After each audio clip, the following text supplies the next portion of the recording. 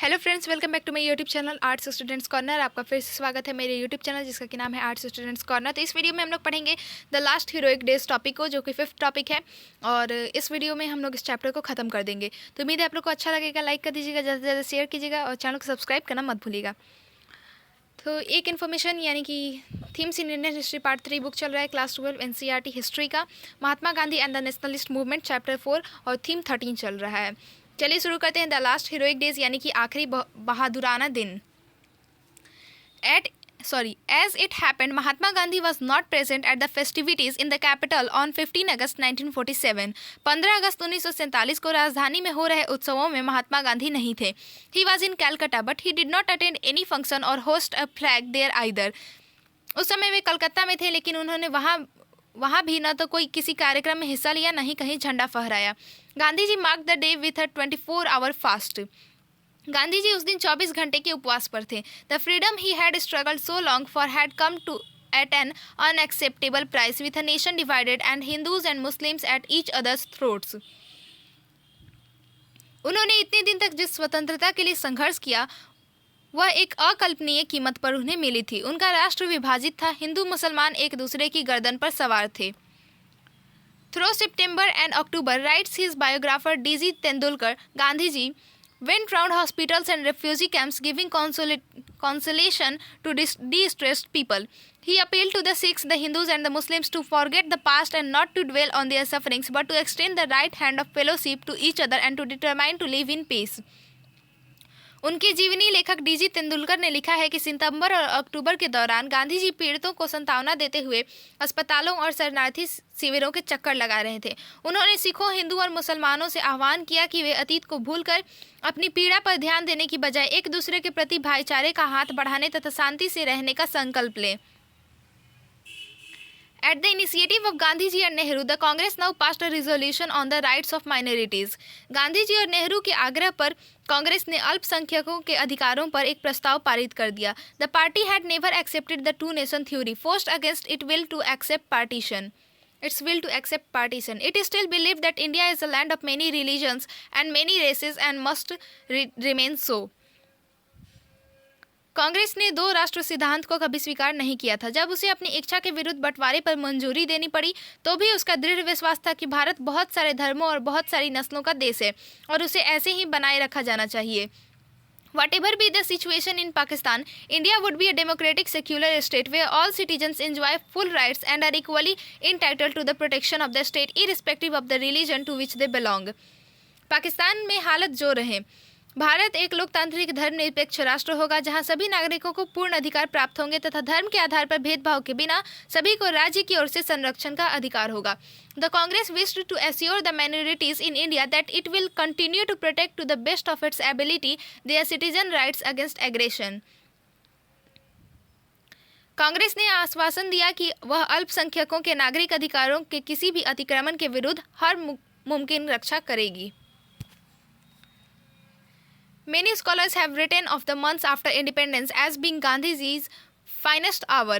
After working to bring peace to Bengal, Gandhiji now shifted to Delhi, from where he hoped to move on to the riot-torn districts of Punjab. बहुत सारे विद्वानों ने स्वतंत्रता बाद के महीनों को गांधी जी के जीवन का श्रेष्ठतम क्षण कहा है। बंगाल में शांति स्थापना के लिए अभियान चलाने के बाद गांधी जी दिल्ली आ गए। यहाँ से वे दंगाग्रस्त पंजाब की जेलों में जाना चाहते थे।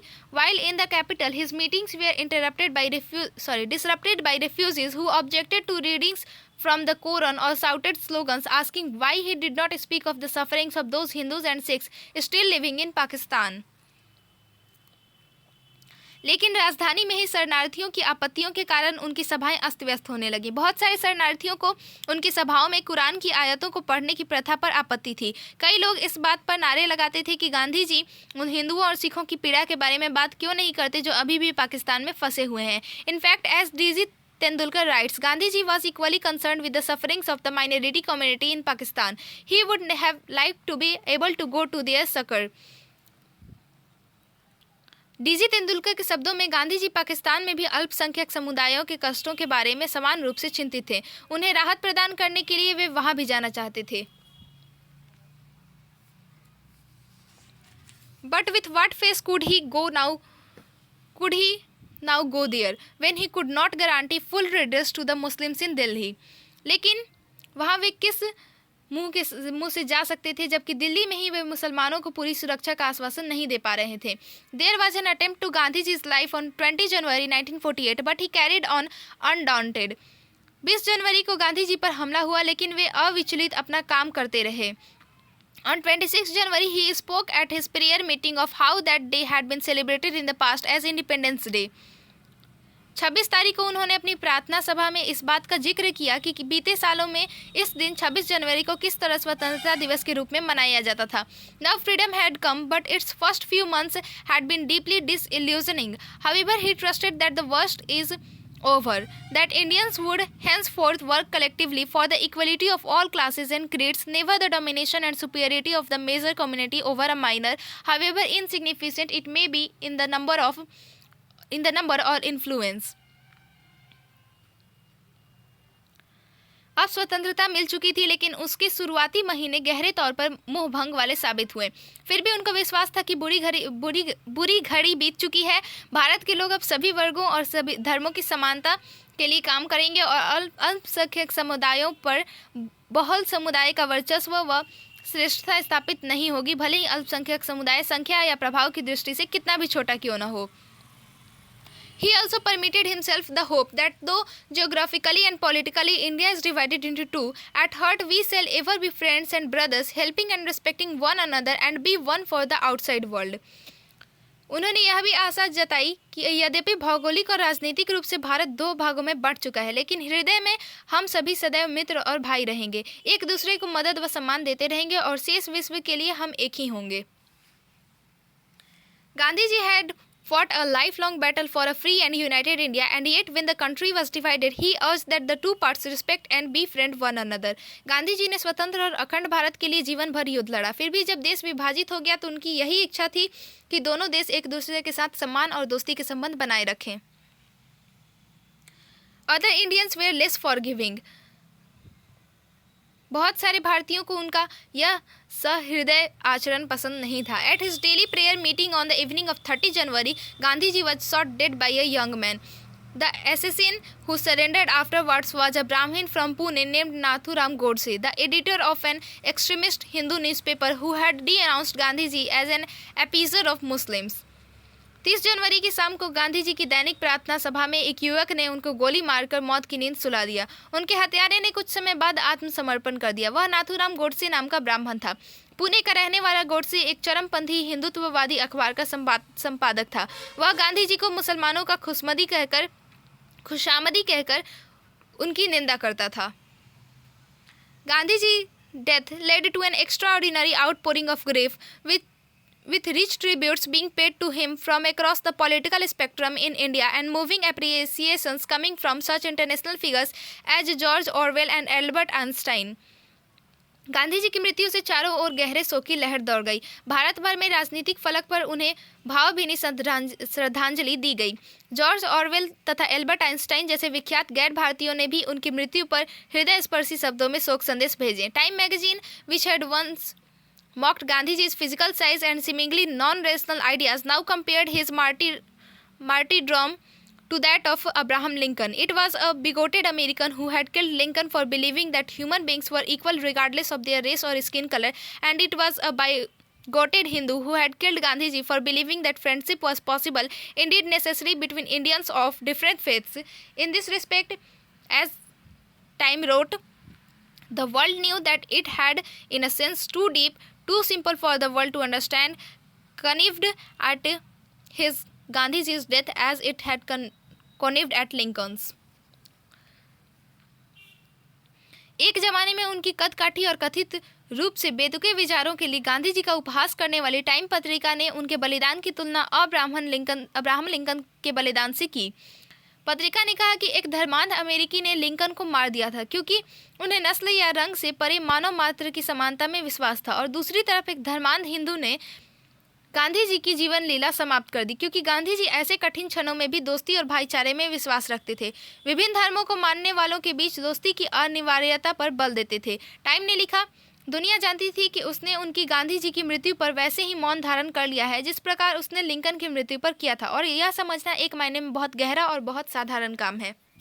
अब है इस चैप्टर का लास्ट टॉपिक और 6th टॉपिक, नोइंग गांधी, यानी कि गांधी को समझना। There are many different kinds of sources from which we can reconstruct the political career of Gandhi ji and the history of nationalist movement. हमारे पास बहुत सारे स्रोत उपलब्ध हैं जिनके जरिए हम गांधी जी के राजनीतिक सफर तथा राष्ट्रीय आंदोलन के इतिहास को सूत्रबद्ध कर सकते हैं।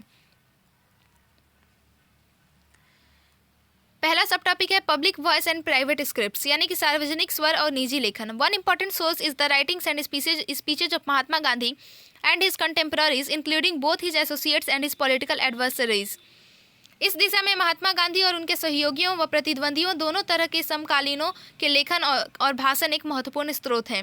Within this writings we need to distinguish between those that were meant for the public and those that were not. Speeches, for instance, allows us to hear the public voice of an individual, while private letters give us a glimpse of his or her private thoughts. इन लेखनों में हमें इस बात का ख्याल रखना चाहिए कि किस चीज़ को जनता के लिए लिखा गया था और किस चीज़ को अन्य उद्देश्यों के लिए लिखा गया था। उदाहरण के लिए, भाषणों से हमें किसी व्यक्ति के सार्वजनिक विचारों को सुनने का मौका मिलता है, जबकि उसके व्यक्तिगत पत्र हमें उसके निजी विचारों की झलक देते हैं। In letters we see people expressing their anger and pain, their dismay and anxiety, their hopes and frustrations in ways in which they may not express themselves in public statements. But we must remember that this private public distinction often breaks down. Many letters are written to individuals and are therefore personal, but they are also meant for the public. The language of the letters is often shaped by the awareness that they may one day be published. Conversely, the fear that a letter may get into print often prevents people from expressing their opinion freely in personal letters.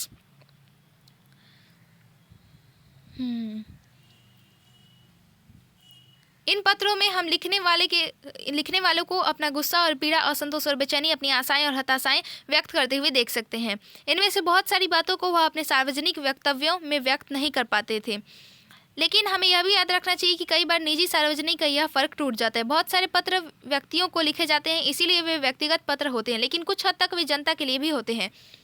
उन पत्रों की भाषा इस एहसास से भी तय होती है कि संभव है कि एक दिन उन्हें प्रकाशित कर दिया जाएगा।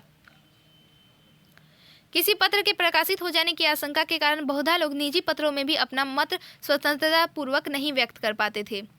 महात्मा Gandhi regularly published in his journal Harijan letters that others wrote to him. Nehru edited a collection of letters written to him during the nationalist movement and published a bunch of old letters.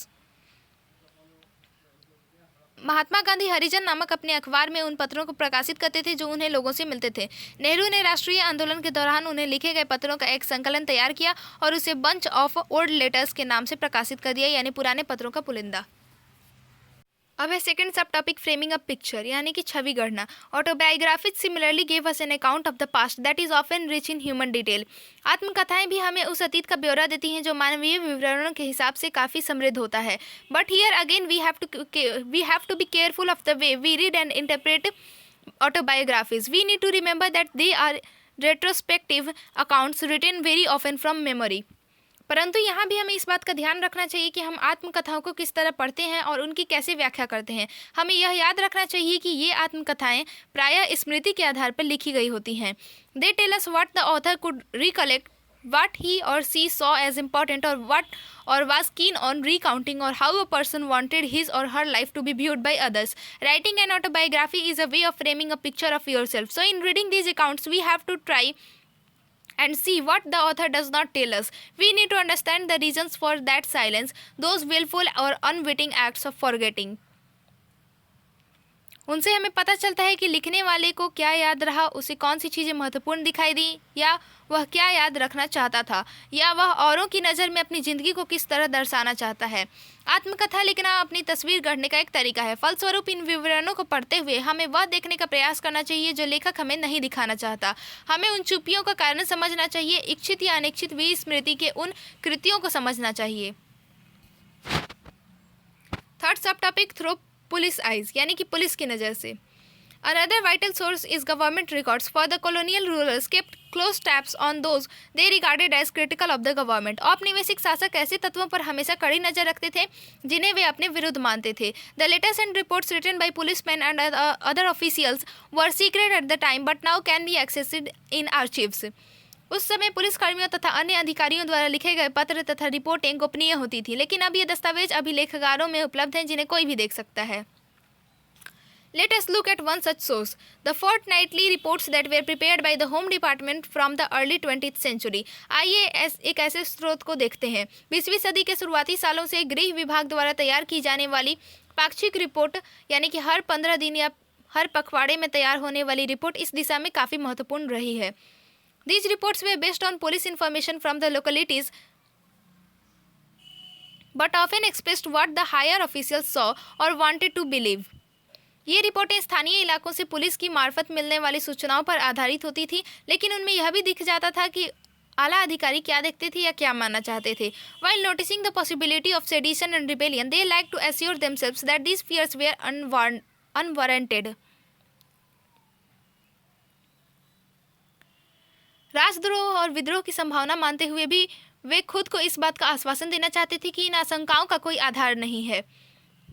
If you see the fortnightly reports for the period of the Salt March, you will notice that the Home Department was unwilling to accept that Mahatma Gandhi's actions had evoked any enthusiastic response from the masses.